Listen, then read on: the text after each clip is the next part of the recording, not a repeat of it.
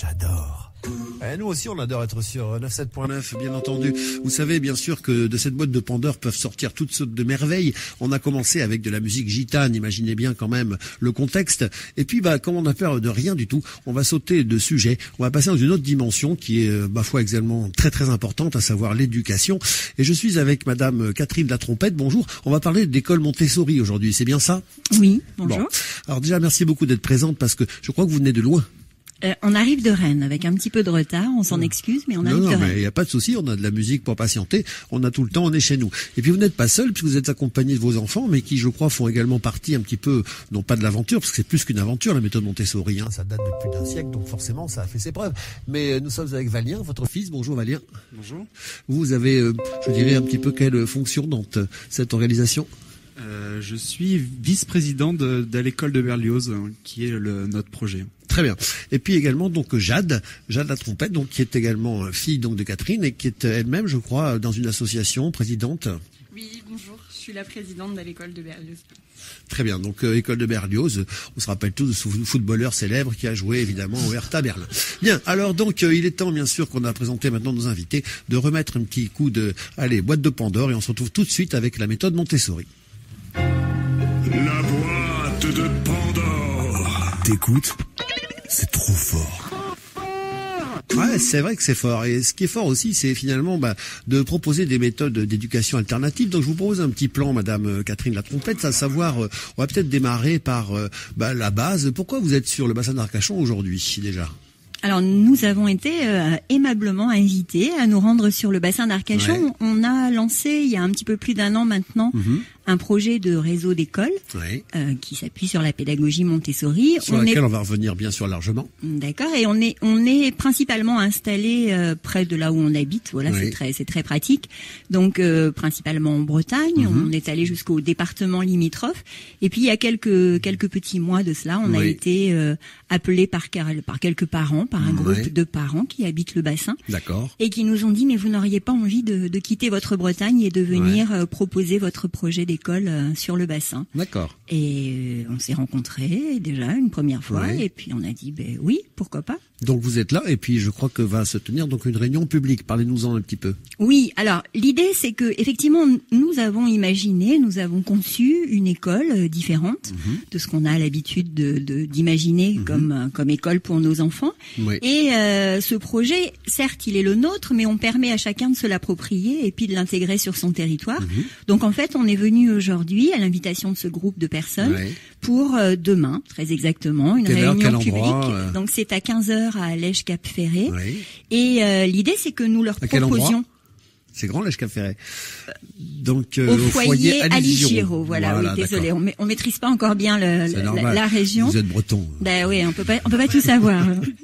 Et donc, l'objectif de cette réunion, c'est que justement on vienne présenter notre projet. Là, on va expliquer qui est Berlioz et comment apprend à l'école de Berlioz. Et puis, si les personnes présentes se retrouvent dans les valeurs de ce projet, eh bien, on les accompagnera pour que ici même puisse naître une école méthode Montessori, c'est ça ? D'ici quelques mois, puisse naître une école de Berlioz. À proximité. Alors, justement, nous, on est un petit peu là pour apprendre, pour comprendre. L'idée, c'est que, quand vous dites une école de Berlioz, ça veut dire que c'est quoi? C'est un sous-groupe d'une méthode Montessori? C'est la branche française c'est quoi exactement? Donc, à quoi on peut relier Berlioz? Alors, Berlioz, déjà, c'est un petit escargot qui a fait sa naissance dans la famille, né de la main d'une de nos filles, qui n'est pas là aujourd'hui, qui s'appelle Ambre, et qui illustre tout ce projet. En réalité, c'est un petit personnage qu'elle a inventé parce qu'elle s'est fortement ennuyée pendant sa scolarité classique.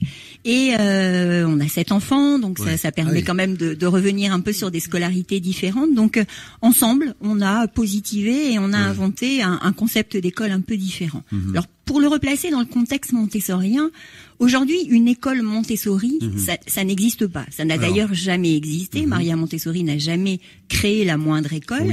Elle a eu l'opportunité d'accompagner des enfants dans leur développement, d'en observer beaucoup, et de cette observation et d'un regard très positif et très confiant posé sur eux, elle a donné envie elle a créé du matériel sur lequel on s'appuie, certes, mais elle a, j'allais dire, surtout développé une philosophie. Voilà. Alors pour recadrer un petit peu maintenant, puisqu'on est dans le vif du sujet, donc Maria Montessori, au début du siècle dernier, je crois, une psychologue, une psychiatre, et puis elle a affaire à des enfants, et donc dans un premier temps, elle a géré le cas entre guillemets d'enfants, alors avec gros guillemets, anormaux, et puis elle met en place des méthodes d'éducation pour ces enfants-là, puis elle se rend compte que finalement c'est peut-être applicable aussi sur des enfants gros guillemets normaux, et à partir de là, elle développe, dont vous étiez en train de le dire, tout un système pédagogique, tout un tas d'instruments, d'arsenal pédagogique qui ne sont pas donc effectivement similaires, on peut le dire comme ça, superposables à la technique d'enseignement habituelle, c'est ça?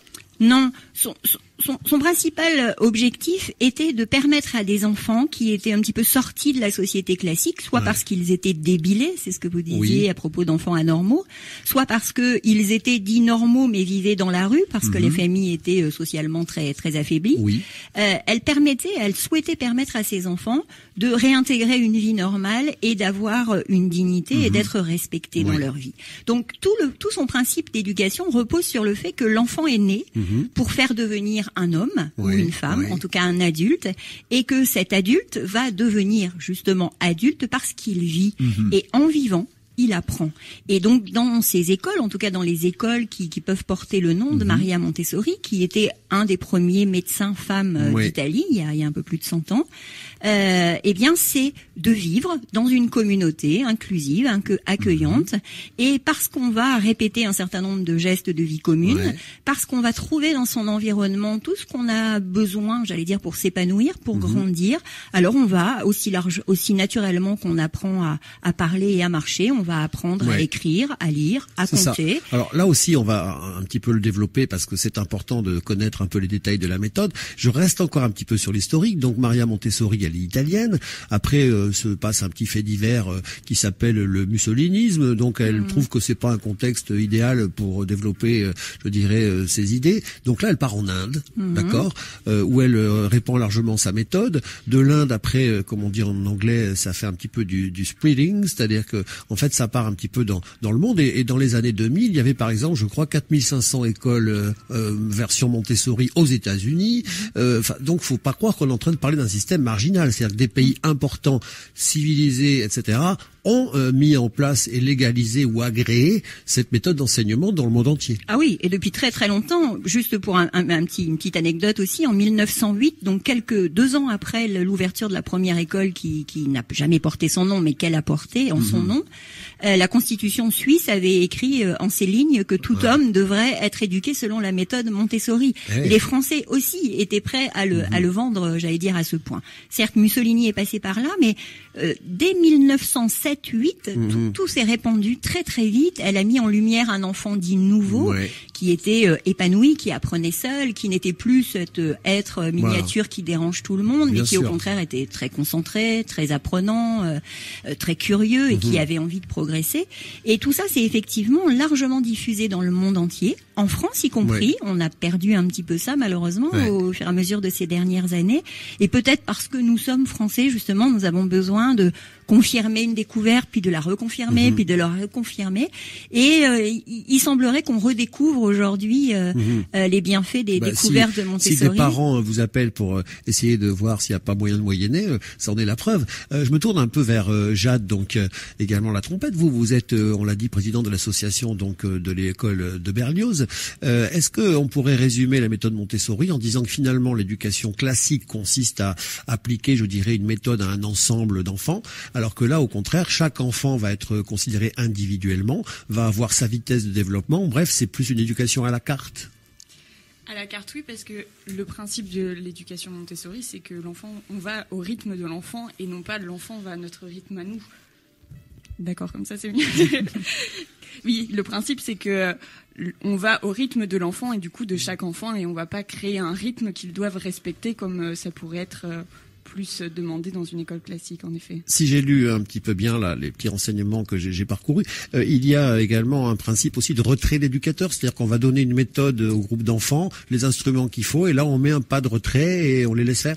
Là, c'est plus l'enseignant qui va enseigner à l'enfant, mais c'est l'enfant qui va apprendre par lui-même, et l'adulte qui sera là plus comme un guide pour s'assurer que l'enfant va vers le matériel ou les autres découvertes qui sont adaptées pour son rythme justement et l'accompagner comme ça. Il est là plus pour l'accompagner que pour lui transmettre un savoir. C'est l'enfant qui va apprendre par lui-même et peut-être même apprendre beaucoup de choses à l'adulte qui sera présent plus que dans l'autre sens, je pense. Très bien.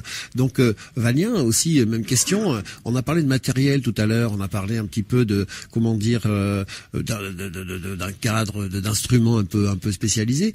Donc là en fait, on va laisser à disposition de l'enfant un certain nombre de matériel. Il va le découvrir, il va avoir un modèle peut-être sur le mur et après c'est à lui de se débrouiller et de trouver un petit peu la réponse, non pas à une énigme mais à aboutir au résultat demandé. Oui, pour le matériel, à vrai dire, je ne suis pas assez compétent dans ce domaine. Je préfère donner la parole à Catherine. Mais oui, parce que Catherine, donc c'est vraiment technique. Moi, j'ai vu qu'il y avait du matériel, évidemment, comme il y a des cubes, des triangles, des formes géométriques. Enfin, un gamin, même on lui achète un jouet chez Toys R Us, on voit une facture pour la pub, Bruno. Et puis l'enfant va se débrouiller à faire des jeux. Donc c'est une espèce de méthode un petit peu comme ça où en fait l'enfant découvre, crée son univers et en même temps il y a une notion esthétique, c'est-à-dire que on y développe le goût de la couleur, de la forme, on crée en même temps, j'ai envie de dire, le sens artistique. Oui, en tout cas dans les premières années d'intégration d'un enfant dans une pédagogie comme celle-ci, on va déjà lui permettre de se découvrir lui-même. Certes, le matériel est présent et il va l'utiliser, mais ce qu'on va surtout chercher à développer chez lui, ce que cherche à développer ce matériel chez lui, c'est la connaissance de ses sens, l'utilisation de ses sens pour s'imprégner de ce qu'est notre univers, de l'endroit dans lequel on vit. Et là, on peut être dans différentes atmosphères, forcément. Si on est à l'Èche Cap Ferret ou si on est au fin fond de l'Afrique, on sent bien que notre environnement n'est pas le même et que nos besoins de développement ne vont pas être les mêmes. Aujourd'hui, en 2016-17, beaucoup plus de lions sur l'Èche Cap Ferret qu'en Afrique. C'est vrai, d'accord, très bien. Ça donne envie de venir vous voir, en fait. Donc du coup pour ce matériel, oui, il est à sa disposition. Souvent on focalise un peu quand on évoque Maria Montessori et c'est ce que vous faites, mais à juste titre, ça n'est pas un reproche. Dès qu'on évoque Montessori, on découvre ou on redécouvre son matériel didactique. En réalité, allez, on va prendre cette règle bien connue. Le matériel, représente 20% des activités proposées à l'enfant. Il faut bien retenir que dans ce principe d'éducation, on va permettre à l'enfant de vivre dans une communauté, et parce qu'il va vivre dans une communauté, alors il va apprendre. Et il va avoir besoin de découvrir, puis de découvrir, puis de découvrir. Alors certes, il va trouver du matériel, un matériel particulier qui répond véritablement à son développement psychique. C'est ce qu'elle a inventé et c'est bien sûr ce qu'on va utiliser aussi dans nos écoles. Mais on ne va pas focaliser sur ce matériel parce que c'est vraiment qu'une toute petite partie. Vos écoles, en fait, elles sont calquées sur le système habituel, c'est-à-dire que ça va de la maternelle jusqu'au baccalauréat, ou il y a un moment de la vie d'un écolier qui est Montessori, mais ça peut pas être toute la période. Si, ça pourrait être toute la période. En ce qui nous concerne, on propose d'accueillir les enfants entre 3 et 12 ans, donc avant l'entrée au collège. Rien ne nous empêche de poursuivre après le collège. Il s'avère que, ça fait appel à des compétences, que les nôtres s'arrêtent à 11 ans, mais on se rend compte en déposant nos petites affaires dans différents territoires que très vite, on a des propositions de compétences complémentaires qui peuvent aller, pourquoi pas, jusqu'à l'ouverture, ou en tout cas l'accueil de ces enfants dans le cursus collège aussi. D'accord. Alors nous avons beaucoup de choses à aborder concernant la réunion donc de demain qui aura lieu à 15h au foyer Alice Giroux à l'Èche Cap Ferret. Le principe, des parents ont demandé sur le bassin d'Arcachon à Madame la Trompette et à ses enfants de venir faire une réunion publique parce qu'ils sont intéressés par la méthode Montessori et pourquoi pas de l'installer sur le bassin d'Arcachon. Donc ça va nécessiter là aussi beaucoup plus d'explications. Mais pour finir avec un petit peu cette carte de visite, je dirais, de la méthode et de qu'est-ce que c'est, pour montrer que c'est pas vraiment marginal. Je l'avais dit tout à l'heure, il y a beaucoup déjà d'écoles installées dans le monde entier. Il y a 20 000 écoles dans le monde. Oui, voilà. même un peu plus. Et je voulais dire, je viens de le lire. Et je voulais dire que la plupart des réussites actuelles spectaculaires du monde moderne, comme par exemple Sergey Brin, qui est le fondateur de Google, qui est donc un géant aujourd'hui et accessoirement un milliardaire, a été formé selon la méthode Montessori. Donc là, on n'est pas en train de parler d'un petit truc rigolo pour faire joli. Non. Et pourtant, j'ai envie d'y mettre un petit bémol. C'est vrai que quand on évoque la méthode pour une école Berlioz, en même temps, c'est normal de mettre des bémols. Mettez des dièses aussi. Ouais. Et puis avec la trompette que nous sommes, forcément, ça fonctionne. Celle-là, je me suis retenu de la faire pendant toute l'émission. Merci de l'avoir faite pour moi. Je vais mieux. Oui. Non mais pourquoi un petit bémol alors de circonstance? Oui, c'est vrai qu'on présente les quelques grands patrons de ce monde avec un sens de la créativité fortement développé, évoquent leur passé montessorien et tant mieux parce qu'effectivement on a besoin aussi de ça un petit peu pour légitimiser cette méthode qui en France a un petit peu de mal à s'installer. Pour autant, faut être prudent. L'idée c'est pas, en tout cas à l'école de Berlioz, c'est pas de créer des fabriques à génie. Oui, c'est de permettre à chaque enfant de devenir qui il est vraiment. Alors, si effectivement qui il est vraiment, c'est un extraordinaire chef d'entreprise qui nous proposera quelque chose qu'on n'estime pas encore aujourd'hui, 20 ans plus tôt, ok, mais j'entends très bien ce que vous dites. Si son être c'est être coiffeur, je veux quand même donner cet exemple-là pour montrer que ça n'est pas que du folklore, quoi. C'est-à-dire que si vous avez ce potentiel-là en vous, le système montessorien vous permettra peut-être de l'optimiser peut-être au maximum. C'est juste ça. Très possiblement. Et si vous êtes le meilleur jardinier du monde, après tout, soyez un jardinier aussi, parce que ça c'est la conclusion de la dernière partie. On va se faire une petite page de pub, obligation radiophonique oblige. Mais si on veut faire vraiment le point final de cette mini présentation de la méthode Montessori, c'est effectivement ça. C'est-à-dire, quand je le disais tout à l'heure à la carte, c'est peut-être pas complètement la carte, mais c'est donner à chaque enfant la possibilité d'aller à sa vitesse et dans son domaine. Tout à fait, c'est tout à fait ça. Et vous avez raison d'utiliser le mot à la carte. Oui, c'est à la carte. C'est-à-dire que là, c'est pas à l'enfant de s'adapter à l'école, mais c'est bien à l'école, donc à ces adultes qui la représentent, de s'adapter à chaque enfant. Vraiment à chaque enfant. Et pas à tous les enfants, sauf un. Non, à tous les enfants accueillis dans l'école. Oui. Très bien. On va demander quelques minutes de patience donc à notre orchestre avant pour passer un petit peu de publicité. La boîte de Pandore. J'adore. De retour sur le 7.9 Radio Cap Ferret, qui, n'ayant peur d'aucun grand écart, nous parle maintenant de méthode Montessori, Maria Montessori, cette italienne qui au début du 20e siècle quand même a créé une méthode particulièrement importante pour le devenir, l'épanouissement des enfants, méthode qui se trouve maintenant être dignement représentée par Catherine et puis également Valien et Jade la trompette qui sont avec nous et qui représentent donc l'école de Berlioz. Oui, à l'école de Berlioz. L'école de Berlioz qui est effectivement donc un système, un petit réseau, un maillage finalement d'écoles qui existent déjà sur le territoire national. Alors c'est un réseau qui se crée depuis une année. Les premières écoles vont ouvrir en septembre 2017 sur la Bretagne. Il n'y en a aucune opérationnelle pour l'instant. Non, pas encore. On y vient. Non, bien sûr. Donc ça, c'est un petit peu contexte de présentation. Donc moi, j'aimerais maintenant qu'on voit un petit peu quelle est la situation, la carte postale, la photo, l'instantané de la méthode Montessori dans le monde. Alors on a dit qu'il y avait beaucoup d'écoles aux États-Unis, etc., etc. Moi, par exemple, j'ai une sœur qui vit en Allemagne. Elle a 2 de ses enfants qui ont été, j'ai envie de dire, tout naturellement éduqués selon ces principes-là. Donc quel est l'état des lieux en France? Certains pays trouvent que on peut aller à l'école qu'on veut. Est-ce que c'est le cas en France? Pas tout à fait. Enfin, expliquez-nous. Alors, la loi internationale, le pacte international, intègre dans son concept de l'éducation que justement les parents, en tant que responsables de l'éducation de leur enfant, ont le libre choix de l'école, y compris quand cette école n'est pas portée par les services publics, par les pouvoirs publics. Donc, en pour place. La France, l'éducation nationale. C'est exactement la même chose pour la France comme pour les autres pays européens, puisque ce pacte est décliné aussi au niveau de l'Europe. Et l'Europe reconnaît et impose à ses États membres, cette liberté de choix faite aux parents et cette liberté d'entreprendre, c'est-à-dire de décider d'ouvrir une école différente de celle de la République. Ça, c'est la loi.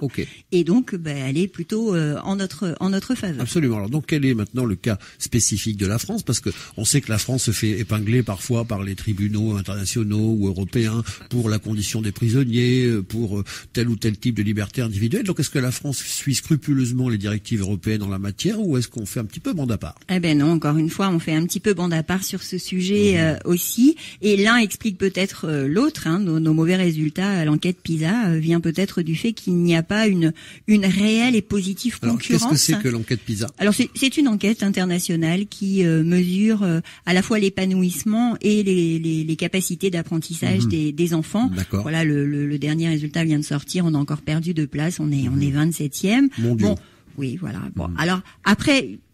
Cette enquête peut se discuter. Pour autant, elle a un intérêt, c'est qu'elle nous montre que notre système, sur un plan de l'épanouissement comme sur le plan du développement des apprentissages, régresse en France. Ouais.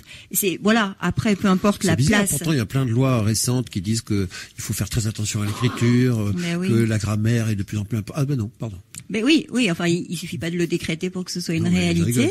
Moi, je suis un anti-langage SMS. Moi, ça me saoule un peu tout ce qui se passe. Excusez-moi, c'est une parenthèse. C'est un peu comme le vivre ensemble. On décrète que l'on doit vivre ensemble, sauf que le vivre ensemble, c'est comme le reste, ça s'apprend. Ouais. Et l'école est un chouette lieu pour apprendre à vivre ensemble. Voilà, parenthèse fermée.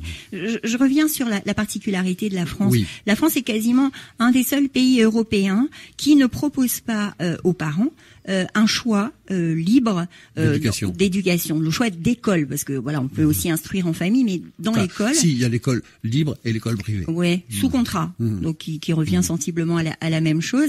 Mais l'Europe va même au-delà de ce que je vous ai dit, puisque l'Europe impose à ses États membres que cette liberté de choix ne trouve pas barrière ni dans la géographie, c'est-à-dire que vraiment on doit trouver des écoles différentes partout. À portée.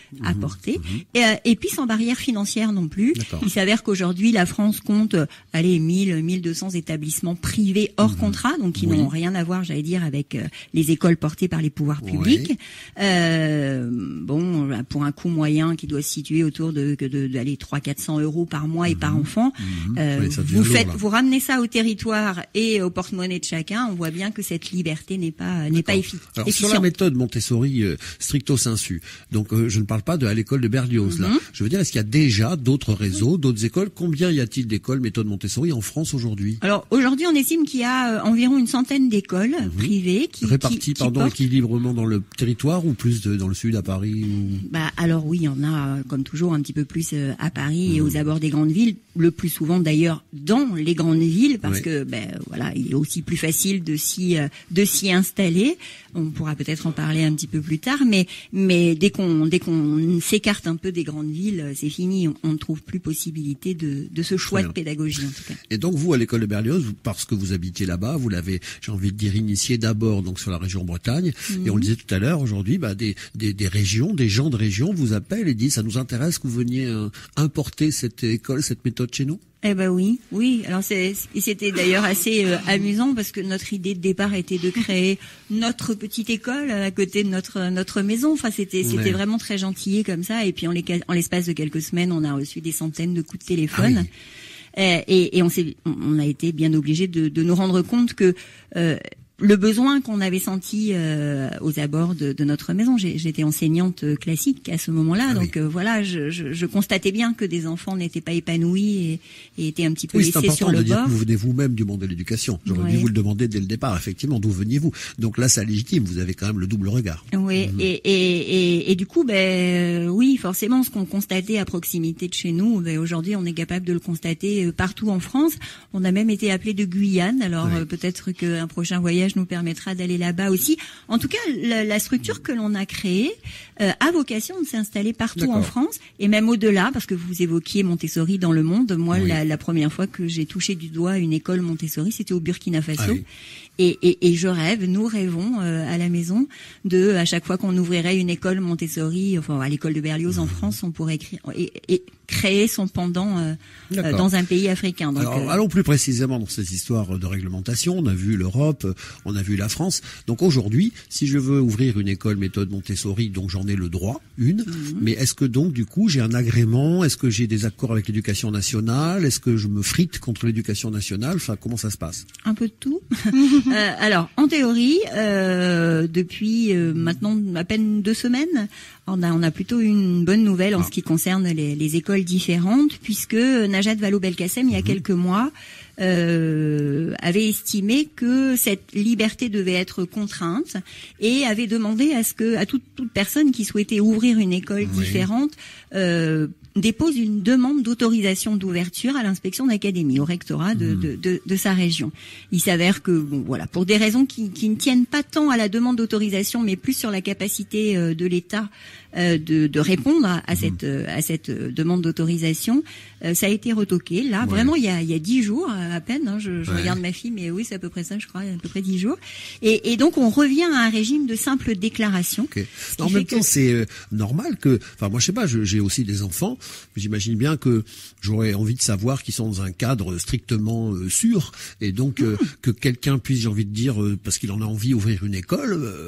Si c'est du Montessori, ça a fait ses preuves et pourquoi pas. Mais ça pourrait être aussi n'importe quoi. Donc moi, je trouve que c'est normal que ce soit très encadré. Tout à fait. Mais je le trouve aussi. Ça va peut-être vous surprendre. Alors pourquoi je disais qu'effectivement on avait une bonne nouvelle, ça me permet quand même d'expliquer ça.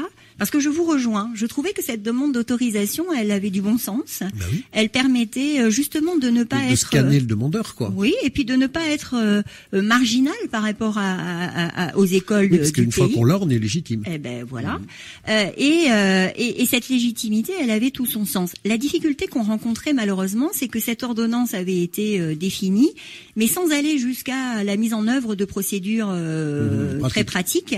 Et donc, quand on prenait contact avec les différentes inspections d'académie qui concernaient les territoires sur lesquels on est posé, on avait face à nous des gens qui ne savaient pas comment traiter cette demande d'autorisation.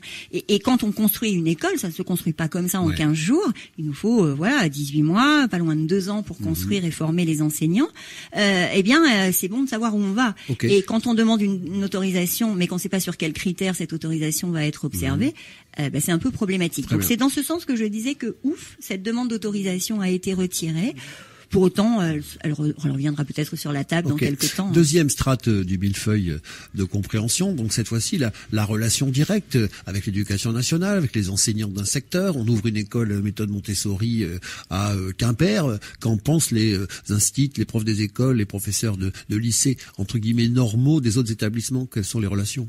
Alors elles peuvent être très bonnes, ou au contraire elles peuvent être très mauvaises. Elles peuvent être très bonnes parce que je vais peut-être vous surprendre, mais sur les 84 personnes qui pour le moment sont en cours de formation chez nous pour devenir enseignants, on a une vingtaine qui sont des enseignants de l'éducation nationale et qui sont arrivés à bout en réalité de leur métier, qui souvent se retrouvent dans des situations de souffrance importantes et qui ont envie de passer à autre chose, de découvrir autre chose et en plus d'aller le faire ailleurs, ce qui ont peut-être un petit peu finalement dommage. Conservé le sens de la mission, parce que moi-même familialement, sans raconter trop de détails, mais je connais très près des enseignants qui démarrent tous de la même manière, avec enthousiasme, l'impression qu'ils vont refaire le monde, et on les revoit 20 ans plus tard et ils sont dans une routine, et pas tous, mais ils ont été un petit peu écornés au niveau de leur vocation. Oui, c'est vrai. Et puis, même s'ils ne rentrent pas dans cette routine et qu'ils tentent de s'adapter à chaque enfant, le système mis en place, l'historique mis en place ne le permet pas vraiment et on se retrouve très vite confronté à un regard de collègues plutôt négatif, à quelques bâtons dans les roues au moment de certaines inspections. Enfin, alors moi, je vous piège un peu là, ou pas. Mais en fait, vous, ce que vous dites, c'est je propose mieux. Ou je propose autre chose? Ah non, alors là, surtout pas mieux. Je ne permettrai pas de nous positionner de cette façon. Nous, on est là pour proposer un réel choix aux familles. Et vraiment en nous positionnant comme un réel choix. C'est-à-dire que on veut ouvrir nos écoles partout où il y en a besoin. Et on veut l'ouvrir. Alors on aimerait bien les ouvrir gratuitement. Malheureusement, la loi la loi ou l'historique. Parce qu'on est en train de faire quelques recherches. Il semblerait qu'il n'y ait pas vraiment de loi qui nous empêche de le faire. On la cherche encore, cette loi. Voilà. Mais c'est l'historique, en tout cas, qui fait que, en soi, on peut pas ouvrir une école gratuite. Il y a que l'État qui le peut. Vous parlez de gratuité. Qui paye? Parce que ça, c'est une question que tout le monde va se poser. C'est-à-dire que c'est vachement sympa d'avoir des projets, des méthodes, des écoles un peu, pas révolutionnaires parce qu'elles sont anciennes, mais je veux dire, nouvelles. Petit peu, des alternatives. Mais si c'est pour que le contribuable qui est déjà tenu par les pieds et secoué pour que la dernière pièce tombe de sa poche, ils vont pas être d'accord. Non, c'est vrai. Remarquez, le contribuable paye déjà l'école de la République. Donc, justement, il va pas en payer une deuxième.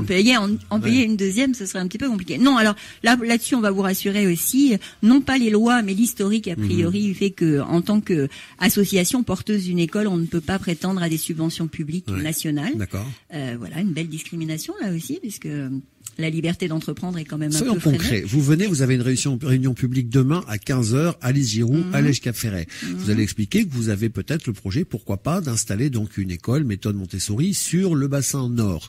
Qui va payer cette école? Alors, qui va payer? J'allais dire déjà, c'est à l'école de Berlioz qui s'organise pour aller chercher des fonds européens. Des fonds européens, donc des fonds publics aussi. On peut accéder à des fonds publics, pas en France, mais à l'Europe, à condition de rentrer dans un cadre très précis et de décliner un certain nombre de projets, ce qui est notre cas. Et puis, alors ça, c'est pour une partie qui est importante sur les 3 premières années et qui va, j'allais dire, diminuer pour laisser place à davantage de fonds privés qui transitent par des fondations d'entreprises. Alors, ça peut surprendre, se dire que voilà, des fondations d'entreprises pourraient pourquoi pas financer l'école de demain. Et pour autant, qui récupère les enfants formés d'école? Sur certains bouquins de l'éducation nationale, moi j'ai déjà vu des publicités pour des fast-food. Oui, donc c'est déjà le cas. Voilà. Bon, ok. Non, mais en plus de ça, enfin voilà, on peut raisonner. Où vont les enfants sortis des écoles? Alors quand ils sont plus des enfants, mais de jeunes adultes, la plupart vont travailler en entreprise. Donc effectivement, chacun à son niveau, peut avoir intérêt à financer une école qui permette à chacun de s'épanouir et de devenir vraiment Disons que le risque là, c'est l'inverse de ce qu'on recherche avec la méthode Montessori. Si vous dites ça, moi je pourrais, si j'étais coquin, vous dire oui, mais alors attention au formatage. Si ce sont des privés qui se financent. Non. Alors attention. Voilà, donc déjà on passe. Jade disait quelque chose. Non, parce que ça passe. Il y a à l'école de Berlioz qui va s'occuper des financements, mais après c'est une partie. Et l'éducation est faite dans une autre partie, donc ils n'ont pas de regard sur l'éducation. Oui, mais si tu veux ouvrir ton école, je te passe X centaines de milliers d'euros, et donc si tu pouvais mettre dans tes programmes ça m'arrangerait. Alors moi, ça n'est pas possible. Non, alors non, mais même sans être d'accord, ça n'est pas possible. Parce que quand je vous disais, je vous évoquais des fonds privés. Donc voilà, en ce qui nous concerne, le choix que l'on fait, c'est de passer par l'intermédiaire de fondations d'entreprises qui existent et qui existent parce que justement les entreprises, au lieu de payer une partie de leur impôt, investissent dans des projets d'intérêt général. Donc là, la Direction générale des impôts surveille ça. Et la contrepartie, j'allais dire, de cet argent qui est investi dans des projets d'intérêt général, eh bien, c'est une défiscalisation. Et c'est tout. C'est la seule contrepartie. On n'est pas dans du sponsoring. On est dans ce qu'on appelle le mécénat direct, si l'entreprise verse directement un fonds de dotation concret et qui s'appelle. Beaucoup de gens font ça, Microsoft, Google. Bien sûr, voilà. Et même les petites entreprises peuvent le faire, sauf qu'elles ne le font pas au travers d'une fondation. C'est assez coûteux de le mettre en œuvre. Elles le font directement. Voilà. C'est un certain budget quand même monter une école, donc une petite entreprise, il en faut plusieurs à ce moment-là. Un portefeuille de mécènes. Il faut beaucoup de mécènes, mais c'est aussi intéressant d'en avoir beaucoup parce que justement avoir un gros mécène, même si la loi, j'allais dire, interdit le fait d'avoir une pratique en échange, pour autant on pourrait être tenté de le faire. Voilà, c'est une année scolaire, c'est 300 000 euros dans une école comme la nôtre.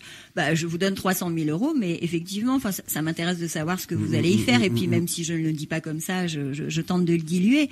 Si on en a 100 qui donnent déjà, c'est un peu plus facile. Donc l'idée, c'est au contraire d'ouvrir très largement ces financements privés. Si Dr D nous écoute, qui a été un ancien chef d'entreprise, mais surtout un dépositaire, si tu veux, pour une grande marque mondiale, il disait vaut mieux avoir 10 patrons, parce que comme ça on n'a pas de patron. Bien sûr, c'est tout à fait ça. On est un petit peu aux ordres. Donc on va finir par ce chapitre, cette fois-ci plus concret, plus pratique, l'argent, l'agrément, la loi, par finalement un truc tout bête. Il faut aussi, lorsqu'on a une école, je suppose que la République, l'État vous mette un certain nombre de services à disposition. Il faut peut-être que des enfants prennent un autobus pour venir. Il faut peut-être un gardien à l'extérieur pour gérer la circulation. Il faut peut-être un barriérage pour qu'éventuellement tout cela puisse se passer d'une bonne façon. Donc est-ce que justement vous pouvez y prétendre, ou est-ce que ça aussi il faut que vous l'assumiez parce que justement c'est nicht? Non, c'est non. Voilà, on se débrouille tout seul. Et vous allez voir jusqu'où va peut-être l'absurdité de cette historique, c'est que aujourd'hui, quand un enfant est scolarisé, le maire verse à l'école, publique ou privée sous contrat, une subvention allouée par enfant. On pourrait considérer que les enfants que nous accueillerons dans nos écoles n'iront pas dans une autre, et qu'on pourrait aussi, pourquoi pas, récupérer ce fonds, puisque l'éducation nationale accepte la déclaration de notre école, vient inspecter ce qui se passe dans l'école, on s'engage à faire apprendre aux enfants les compétences du socle commun. Donc on suit non pas les programmes, on ne suit pas les programmes. On ne fait pas que jouer avec des formes ou aller à sa vitesse. On n'a apprend aussi des maths, du français, de l'anglais, de la physique, de la chimie. Tout à fait. On prépare les mêmes jeunes adultes qui sortiront, j'allais dire, du système classique. Important. Donc, en contrepartie, il semblerait aussi assez logique que les impôts que les parents payent puissent, j'allais dire, accompagner le développement de l'enfant, puisque la loi le permet. D'accord. Bon, il s'avère que la réalité n'est pas encore celle-ci, mais c'est lié au faible nombre d'écoles privées hors contrat. On sent bien que il y en a de plus en plus, que les choses vont s'organiser.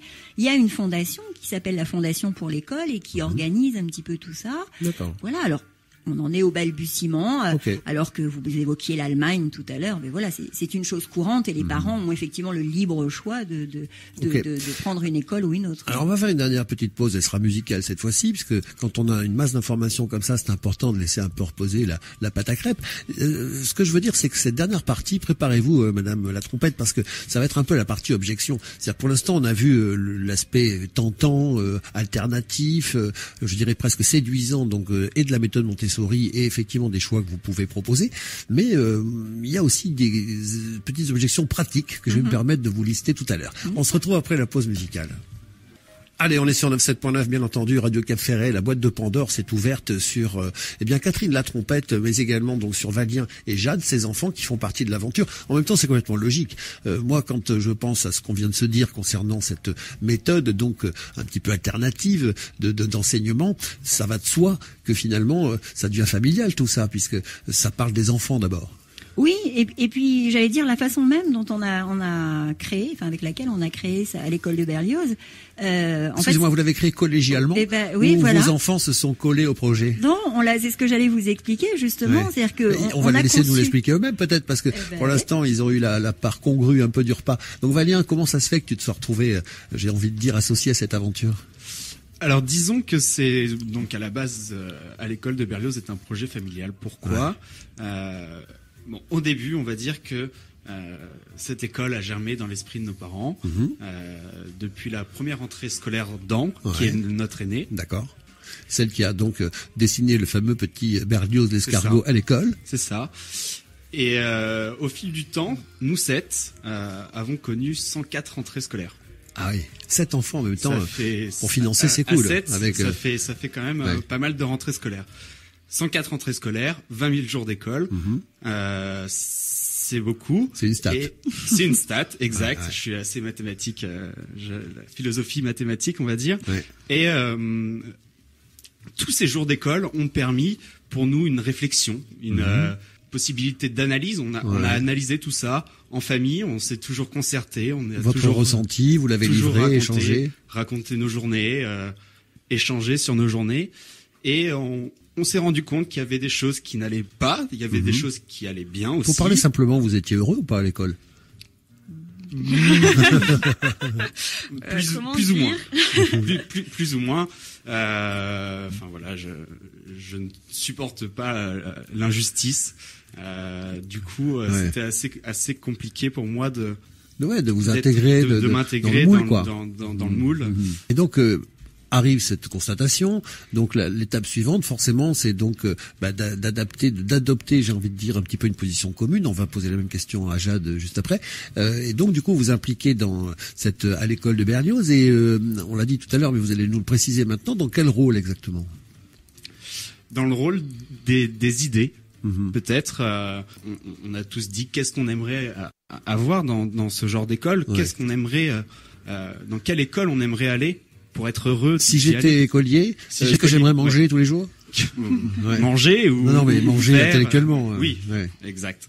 Mais voilà, plutôt dire qu'est-ce qu'on aimerait voir dans ce genre d'école. Et c'est vrai que tous, du plus grand au plus petit, avaient une vision différente, mais qui, de par l'éducation de nos parents, se retrouvaient presque toutes ensemble. D'accord. Et Jade, alors elle est présidente d'Asso, mais alors de quel Asso exactement? Moi, je suis présidente de l'association à l'école de Berlioz, qui est donc l'association mère, qui après gérait toutes les associations filles, on va dire, où il y aura des écoles.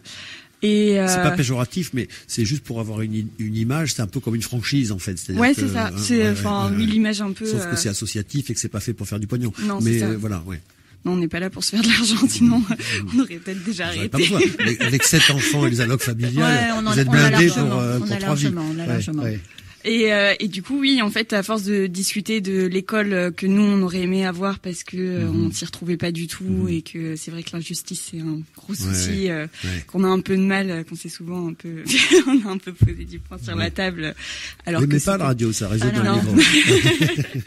Enfin, voilà. Et du coup, à force de se dire que ça pourrait être comme ça, on s'est dit oui, ça pourrait être comme ça. Et à force de le dire, on s'est dit faisons-le, faisons-le. Et avec maman qui était devenue enseignante entre-temps, c'est vrai qu'elle avait pour le coup le côté pratique et théorique était là réunis et du coup on s'est tous alliés à ça pour se dire il y a un moment ça suffit. Sur les 7, vous êtes combien dans l'histoire?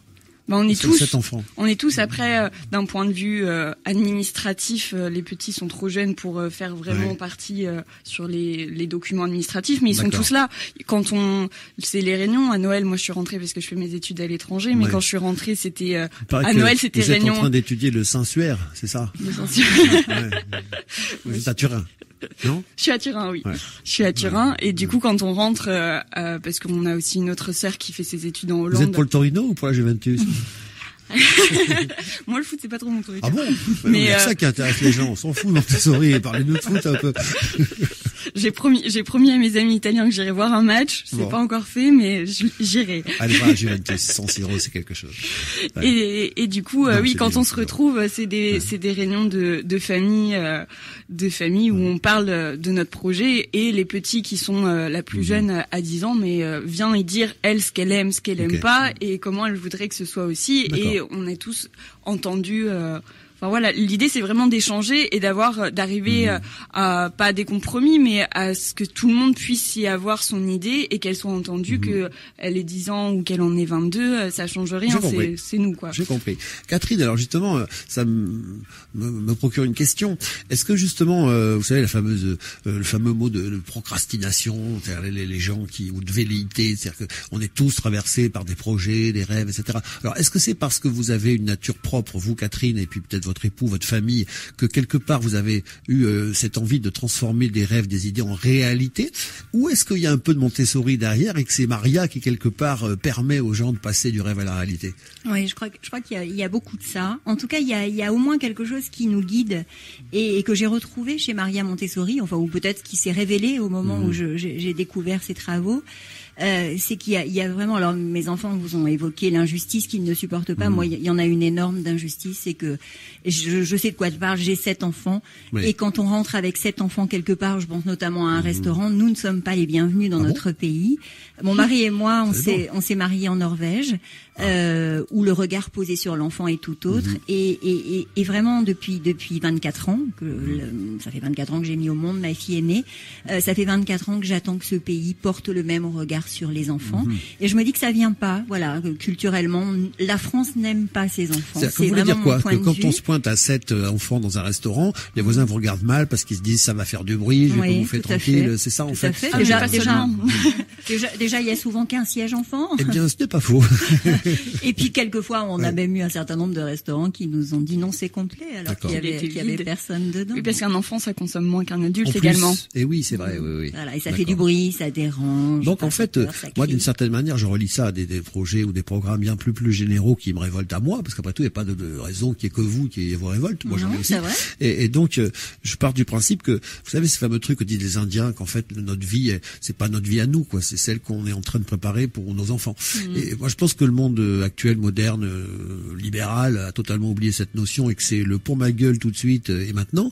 Et donc, par rapport à ça, justement, dans les décisions qui sont prises, écologiques, énergétiques, financières, voire même les investissements qui sont faits, effectivement, moi, c'est là où je trouve que l'enfant en est oublié. C'est-à-dire qu'en fait, on est en train de se faire plaisir aujourd'hui ou d'essayer de gérer un truc aujourd'hui, mais on pense plus trop spécialement au monde qu'on va lui laisser dans 100 ans. Ouais, je trouve que c'est même encore plus tordu que ça, parce qu'effectivement, on le fait pour nous. Et que ça, c'est plus grave que de se faire emmerder au resto. Ça, c'est vrai. Ça, vous avez entièrement raison. C'était vraiment l'image de la vision portée sur l'enfant. Mais là où je disais c'est encore plus tordu, c'est qu'effectivement, vous avez entièrement raison, mais qu'en plus, on fait culpabiliser et vous ouvrez à la fois les yeux et les oreilles et vous entendrez dire non mais on peut plus continuer comme ça maintenant aujourd'hui. On ne peut plus laisser cette planète dégradée à nos enfants. On ne peut pas laisser cette dette énorme à nos enfants. On l'entend, mais souvent c'est de la façade. Voilà, c'est ça. C'est encore il faut plus le dire. tordu. C'est du politiquement correct. Ouais, mais dans les faits, ça se dégrade.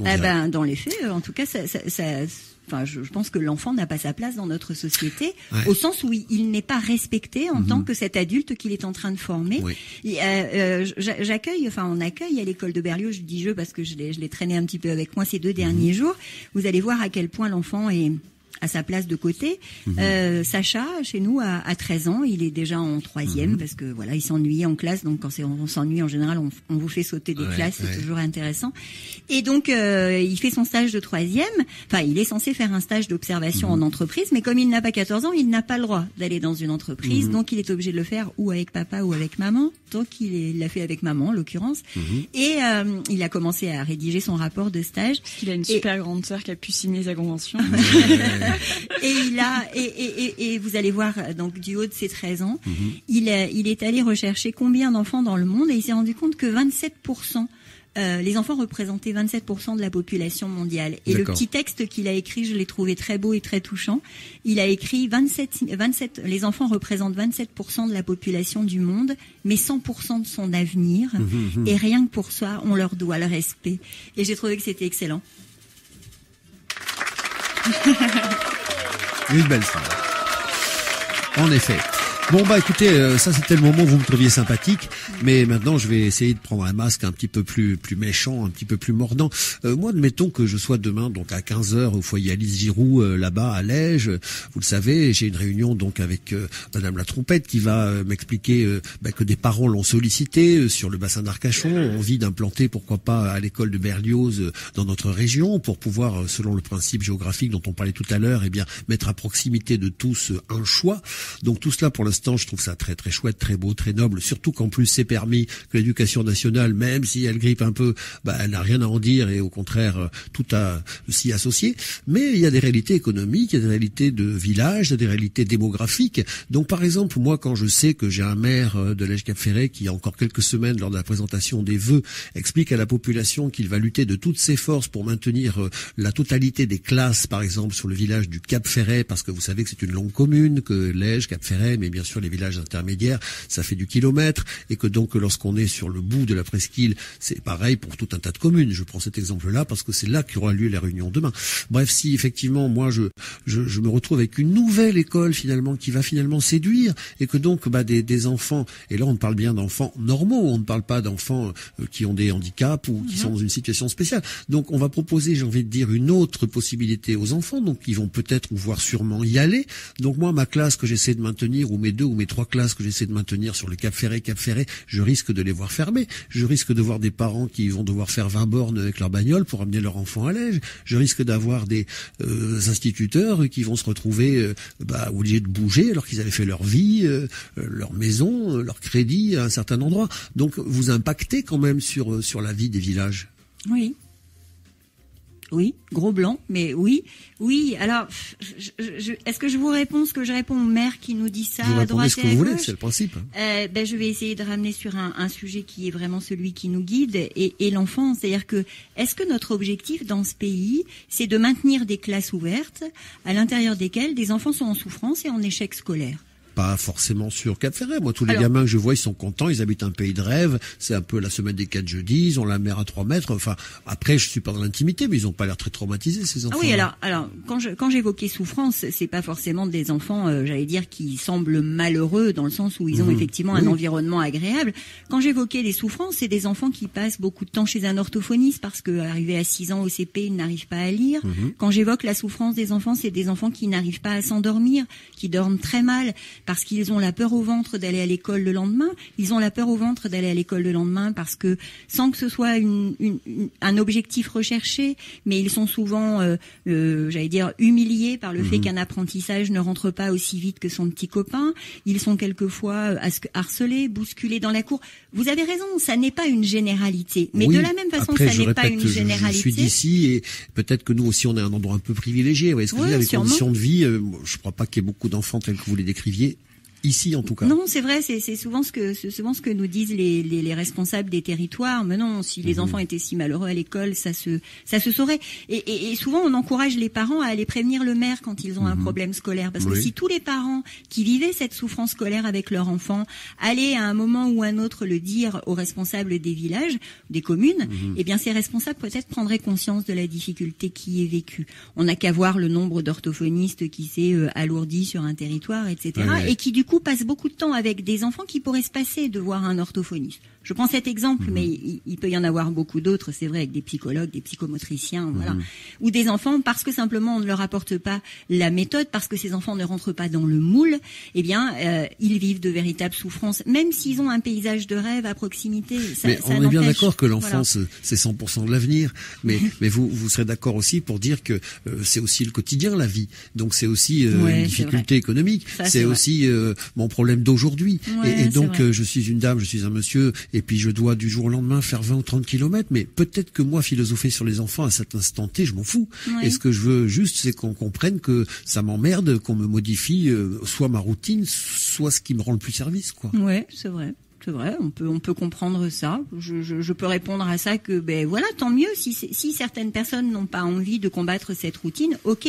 En revanche, il y a des gens qui sont prêts à, et ces gens aujourd'hui n'ont pas de solution pour leur enfant, si ce n'est que peut-être l'instruction en famille qui casse la famille encore davantage, parce que un des deux au moins arrête de travailler, se transforme en enseignant, ce qui n'est pas chose facile, et ce qui est en tout cas pas le métier qu'ils avaient choisi, etc. Donc, par défaut, on choisit d'instruire en famille parce que notre enfant ne rentre pas dans le moule. D'accord. Je reviens sur cet aspect-là. Quand vous disiez installer une nouvelle école, ça va faire fermer des classes. Mais en réalité, il n'y a pas de nouvelle école sur votre territoire et les classes ferment déjà. Une classe, elle ferme parce qu'il n'y a pas assez d'enfants, et il n'y a pas assez d'enfants en soi parce que la commune est au taquet, et que les familles en place ne vont plus pour quelques cours d'éducation sexuelle. Voilà, peut-être, pourquoi pas. Mais c'est aussi peut-être parce qu'un territoire n'est pas assez attractif. Ça aussi, on l'oublie un petit peu. Alors, on peut avoir la mer, mais la mer c'est sympa pour les vacances, mais sur un plan économique, c'est intéressant. Je discutais dernièrement avec des chefs d'entreprise qui nous répondaient assez positivement à notre projet. Et vous allez c'est presque surprenant, mais en tout cas, nous, ça nous a pas surpris, on s'y attendait, et qui nous disait, dans mon entreprise, je dois accueillir des cadres. Ces cadres, la plupart du temps, je ne les trouve pas sur mon territoire, donc je dois les faire venir. Et pour pouvoir les faire venir, évidemment, quand je suis dans ma petite commune rurale, il n'y a pas forcément la mer. Chez vous, vous avez la mer, certes, mais à d'autres endroits, elle n'est pas là, donc l'attractivité n'est pas aussi naturelle. Mais pas que, on a aussi une façon de vivre. Oui, sans doute. Et du coup, ce chef d'entreprise nous disait, on se rend compte que sur notre territoire rural, où il est intéressant de nous implanter, on a du mal à faire venir les cadres dont on a besoin. Et notre entreprise ne se développe pas telle qu'elle pourrait se développer. Et soutenir une école comme la vôtre, ça permet une attractivité du territoire. Et pour tout vous dire, notre projet, alors initial au niveau de la maison mère, est soutenu par les jeunes chambres économiques. Vous allez me dire, pourquoi? Quel rapport avec l'entreprise? C'est pas pour créer les futurs chefs d'entreprise de demain, non du tout. C'est au contraire pour travailler à la dynamisation d'un territoire. Donc oui, peut-être qu'implanter une école comme la nôtre aura pour impact de fermer une classe, mais qui de fait aurait fermé de toute façon, même sans la présence de notre école. Ça, c'est déjà un premier aspect.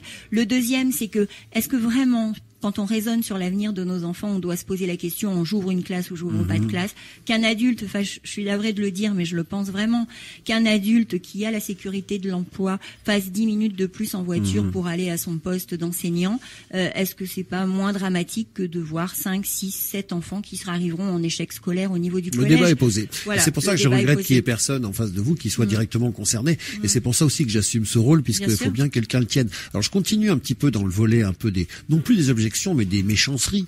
D'une certaine manière, si moi je suis un élu et que je vous reçois dans mon bureau, on revient un petit peu là aux contingences quotidiennes. J'ai un certain nombre de gens qui ont voté pour moi pour que je leur garantisse une certaine forme, on va dire, de protection, de sécurité, justement d'un contexte qui est le contexte promis.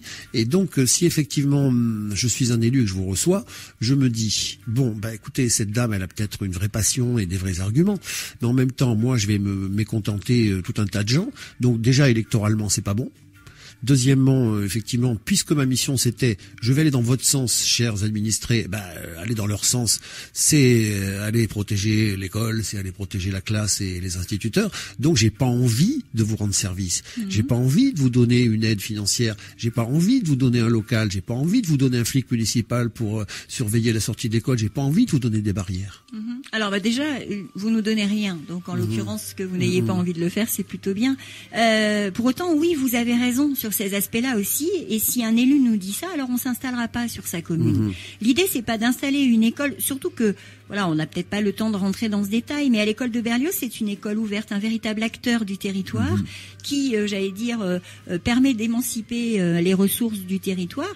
Si la commune est fermée, ça n'a aucun intérêt. Enfin, on n'a aucun intérêt à s'y implanter. En revanche, ce qu'on peut vous dire, c'est que malgré tout, quand même, on trouve quelques maires plutôt ouverts d'esprit et qui comprennent vite que permettre à 100, 150, 200 administrés, pas forcément de sa commune, mais de sa communauté de communes, en leur permettant d'accéder à une école différente, c'est aussi dynamiser sa propre commune, c'est donner de la valeur supplémentaire au patrimoine communal, c'est permettre aussi à son école de la République de se remettre en cause, et parce que l'école de la République se remettra en cause, alors elle sera capable de garder ses élèves, et cette attractivité, on peut la laver. Alors, on s'appuie sur le fait que des écoles existent déjà, et que quand ces écoles existent, on peut constater aujourd'hui que ça n'a pas eu plus d'impact sur les fermetures de classes. Voilà, c'est une concurrence nouvelle qui s'installe, mais une émulation positive. Justement, là, je quitte un peu mon costume de vilain pour être, j'ai envie de dire, prospectif.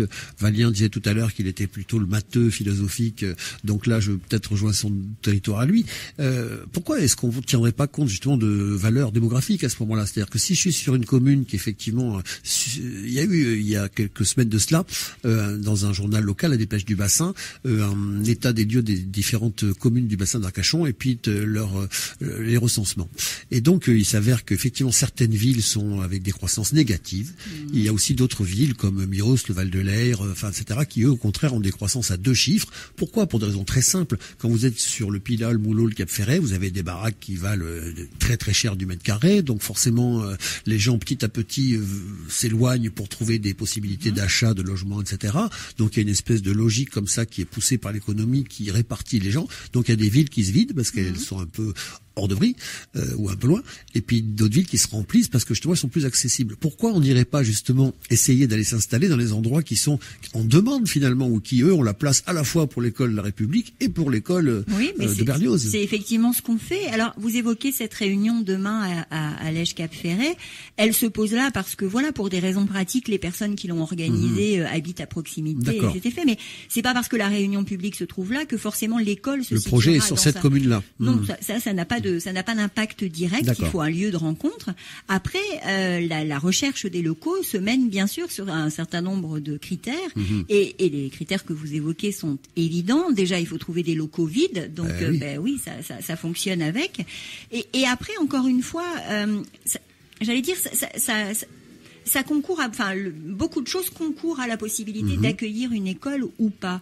On évoque des locaux vides, on évoque des élus qui prennent conscience qu'effectivement c'est une forme de dynamisation de leur territoire. Certes, ça fait appel à une ouverture d'esprit et ça n'est pas évident. Mais ça fait aussi, pour arriver à installer une école comme la nôtre, pas seulement à l'école de Berlioz, une école hors contrat, il faut procéder à un certain lobbying. Il faut, c'est un peu comme quand on écoute une chanson pour la première fois, on la trouve pas terrible, et puis au bout de la 3e, 4e, 5e écoute, on se dit tiens, elle est vachement sympa cette chanson. D'accord, non, moi je jette le transistor contre le mur, je vous le dis. Bon, alors avant de le jeter, on s'est dit tiens, c'est assez sympa. Et pour installer une école nouvelle ou tout autre projet nouveau, c'est un petit peu la même chose. C'est-à-dire que si effectivement, c'est pour ça qu'on a besoin de temps aussi pour installer l'école, même si physiquement on ne l'installe pas, mais on l'installe dans les pensées, se mettre à penser qu'effectivement il pourrait exister une école différente qui accueille des enfants qui ne rentrent pas dans le moule, qui ne sont pas, à leur aise, que ce soit sur le comportement ou sur les apprentissages dans l'école. Eh bien, on va avec le temps se dire que effectivement, tiens, pourquoi pas, et voilà ce qu'on va faire, voilà notre démarche. Il est hors de question qu'on installe à l'école de Berlioz sur une commune qui n'a pas envie de l'accueillir. D'accord. Parce que ça serait pas bon pour les enfants, donc on ne le fera pas.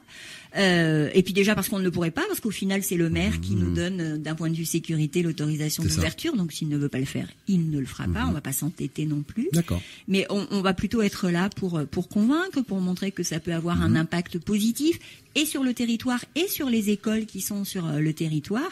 Et enfin voilà, on ne doute pas de pouvoir y arriver. On arrive un petit peu à la fin de ce programme, donc forcément, comme c'est un sujet très très riche, après je ferai une petite conclusion quand même, hein. Mais avant cela, je vais un peu meubler le temps que vous réfléchissiez, parce que je vais vous proposer une carte blanche. Il y a peut-être des questions que je n'ai pas posées, peut-être un sujet qu'il fallait absolument évoquer et puis qui serait passé à l'as. Donc je voudrais surtout pas que vous partiez d'ici en vous disant zut, ça j'ai pas pu le dire. Donc vous voyez, maintenant que j'ai un peu meublé, c'est à vous, chère Madame la trompette. Qu'est-ce que je n'ai pas pu dire? Je le dirai demain. Remarquez, s'il y a des choses que je n'ai pas pu dire aujourd'hui, venez nous écouter à l'Èche-Cap-Ferret. 15h, foyer Alice Giroux. Ce que j'aimerais vraiment, il y a un message que j'aimerais faire passer, c'est que oui, on peut s'arrêter sur des problèmes économiques, on peut s'arrêter sur des problèmes écologiques, on peut s'arrêter sur des problèmes philosophiques. Moi, ce que j'aimerais, c'est qu'on s'arrête sur l'enfant. Et qu'à un moment, qui que nous soyons, parents ou pas, on se positionne face à un enfant et on se dit mais qu'est-ce qu'on attend de cet enfant? Est-ce qu'on attend qu'il rentre dans un moule? Est-ce qu'on attend qu'il, j'allais dire, soit préparé à une vie tellement difficile que plus il sera mis en difficulté tôt, plus il va s'en sortir? Ou est-ce qu'on se dit, on ne sait pas à quoi ressemblera le monde de nos enfants, on ne sait pas du tout dans 30 ans à quoi ressemblera ce monde, même si on peut extrapoler. Il fera 3 degrés de plus. Voilà, et comme on extrapole, tant mieux, ça leur coûtera moins cher en chauffage. Oui, tu parles, sauf qu'ils seront inondés jusqu'au 3e étage. Donc, voilà. Mais peut-être pas. En tout cas, la seule chose que l'on peut dire, c'est qu'effectivement, eux seuls connaîtront le monde qui sera le leur, et que si on veut les aider à affronter ce monde, à affronter positivement ou négativement, donnons-leur tous les moyens de le faire, c'est-à-dire permettons-leur d'avoir confiance en eux, permettons-leur de voir grandir en eux une belle estime, et puis on aura eu l'impression de concourir à la création d'un monde meilleur. Et en tout cas, c'est notre point de vue, et c'est en ce sens qu'on a envie de remonter nos manches. Parfait. En tout cas, c'est tellement positif, mon ami Bruno, que ça mérite des applaudissements maintenant. Voilà. Alors Jade, alors Valien, elle est forte maman quand même, hein. Moi je la sens capable d'aller se mettre dans plein de bureaux d'élus comme ça, d'aller défendre un peu l'histoire et puis pourquoi pas de les bousculer un peu. C'est pas déjà fait. Non ouais. Elle nous a déjà montré de quoi elle était capable. Écoutez, aujourd'hui on a en tout cas, parce que c'est le principe de la radio, de découvrir les gens, parce que paradoxalement on a le temps, et puis qu'ensuite quand on est dans un dîner ou dans une réunion, on a 5 minutes de quelqu'un. Aujourd'hui c'était une connaissance supplémentaire que nous avons fait ici au sein de 97.9 et puis les auditrices auditeurs aussi. On a découvert une femme vraiment passionnée avec de vrais arguments, donc rien que pour ça déjà merci. Et puis je rappelle que demain, si vous voulez aller être entre guillemets encore convaincu davantage par les propositions de Madame la Trompette, venez à 15h donc au foyer Alice Giroux à l'Èche-Cap-Ferret. Si vous avez envie, pourquoi pas, et c'est permis aussi, de venir débattre, de venir dire non, moi je suis pas d'accord, allez-y aussi, parce que c'est du débat que finalement finissent par naître les choses, et non pas de la pensée unique. Donc voilà, le rendez-vous est donné, le rendez-vous est pris.